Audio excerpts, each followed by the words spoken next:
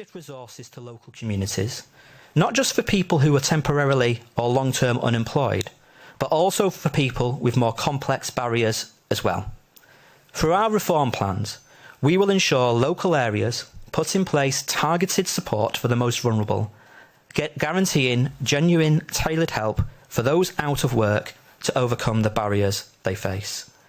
Taken together, our reforms will mean local areas themselves can build the integrated employment and skill support they need to stimulate economic growth, get more inactive adults, including the long-term sick and over 50s, into the labour force, help more adults into high-skilled, better-paid jobs, and address the labour market needs of businesses and the local economy.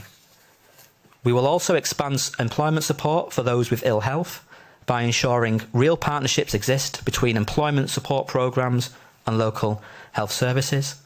And we are also looking at sweeping reforms as well of our job centres, which my colleague, the Shadow Employment Minister, Alison McGovern, is developing, to modernise our job centres so they become local hubs which, yes, continue to support people navigate their social security entitlements and help people with job search and retraining, but also bring a focus to work progression. So no longer just a conveyor belt to low-paid work, but act as an escalator to better paid jobs with security. Thirdly, as people are helped to thrive into work, we will support people to thrive at work. For example, many older workers with a chronic health condition or caring responsibilities for a loved one say they would benefit from more flexible work options. Under our plans, job centres will help broker flexible opportunities.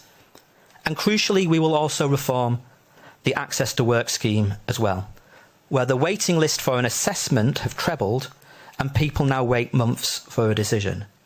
What that means is a constituent of mine who wants to move into work with a disability was told to expect a 26-week wait for an assessment. How on earth can we support people to move into work when people are told they have to wait that long for an Access to Work assessment? These waiting times are preventing people taking jobs and in some cases even losing jobs. It's shameful.